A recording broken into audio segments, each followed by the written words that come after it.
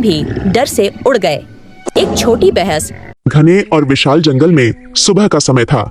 सूरज की किरणें पत्तों के बीच से छनकर जमीन पर सुनहरी चादर बिछा रही थीं। यह जंगल दो हिस्सों में बंटा था।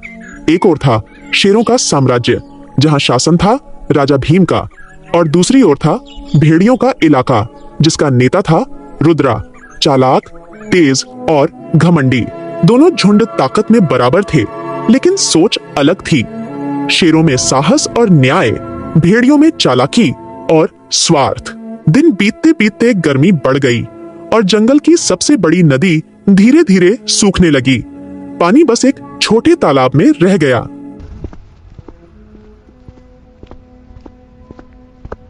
सावधान रहो, यह पानी हमारे इलाके में है। हमारे बच्चों और परिवारों के लिए यह जरूरी है। जंगल में किसी की दादागिरी नहीं होती भीम। हम भी इसी जंगल के हैं, हमें भी पानी चाहिए। तू भूल गया कि यहाँ किसका राज है? वातावरण गर्म हो चुका था। पेड़ों के ऊपर बैठे पक्षी भी डर से उड़ गए। एक छोटी बहस धीरे धीरे जंगल की सबसे बड़ी जंग में बदलने लगी। ठीक है रुद्रा, अगर तू यही चाहता है तो कल सूरज निकलने से पहले युद्ध होगा। ठीक है, युद्ध ही तय करेगा कि जंगल का असली राजा कौन है। रात को शेरों के गुफा में सभा बुलाई गई। भीम बीच में बैठा था, चारों ओर उसके वफादार शेर, अर्जुन, वीर और शौर्य। हम युद्ध नहीं चाहते, क्योंकि असली ताकत अपने स्वभाव को काबू में रखना है। लेकिन अगर कोई हमारी सीमाएं लांघेगा तो हम चुप नहीं बैठेंगे। राजा जी, हम सब आपके साथ हैं। शेरों का खून कभी डरना नहीं जानता।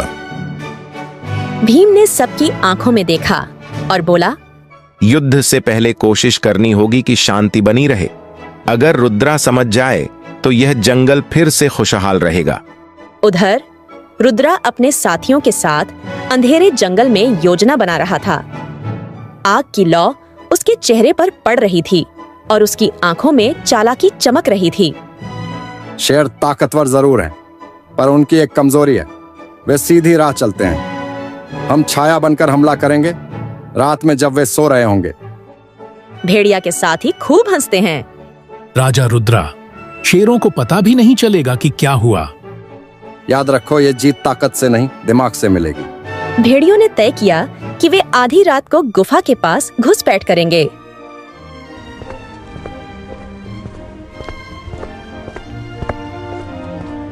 रात का अंधेरा छा चुका था। चांद की रोशनी पेड़ों की छाया में खो गई थी। भेड़ियों का झुंड चुपके से बढ़ता जा रहा था, हर पंजे की आहट दबे सुर में। सभी शेर सोए होंगे, चलो अब हमला करो। भेड़िए गुफा की तरफ तेजी से बढ़ रहे थे, लेकिन जैसे ही वे पहुंचे, भीम की दहाड़ गूंज उठी। जंगल का राजा कभी सोता नहीं, रुद्रा। शेरों ने पलटवार किया। धरती कांपने लगी, उनके कदम आगे पड़ने लगी। शेरों के पंजे चमक रहे थे, भेड़िए पीछे हटने लगे, पर रुद्रा अब भी जिद्दी था। भीम और रुद्रा अब आमने सामने थे। दोनों के बीच आग जैसी टकराहट, एक तरफ ताकत, दूसरी तरफ चाल। तू शेर है तो सही, पर सोचता धीमा है। और तू सोचता तेज, पर गलत दिशा में। दोनों झुंड के बीच लड़ाई शुरू हो गई। घमासान लड़ाई चल रही थी दोनों झुंड के बीच।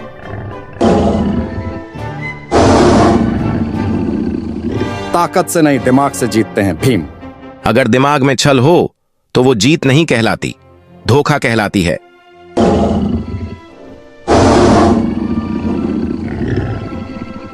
शेर की ताकत और बहादुरी से रुद्रा लड़खड़ा गया और गिर पड़ा मिट्टी में।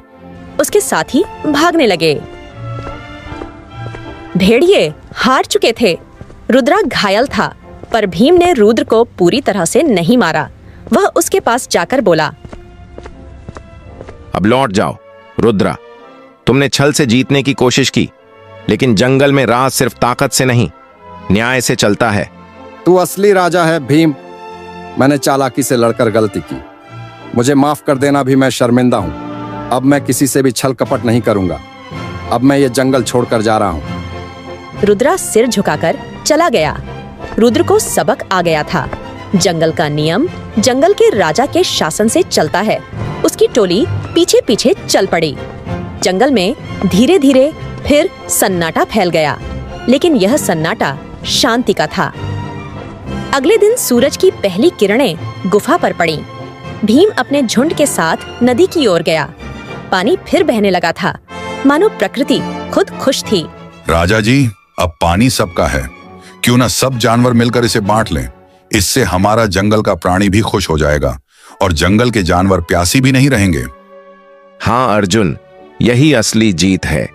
जंगल के जानवरों का प्यास बुझा नहीं मेरा धर्म है, और जंगल के जानवर की खुशी मेरी खुशी है। जंगल तभी खुश रहता है जब हर प्राणी एक दूसरे का सम्मान करे। हाँ अर्जुन, तुमने सत्य कहा। जंगल के जानवरों का सहायता करना मेरा कर्तव्य है। सारे जानवरों ने मिलकर नदी का पानी पीने लगे और खुशी खुशी शांति प्रिया रहने लगे। जंगल के जानवर जी भर के पानी पीने लगे।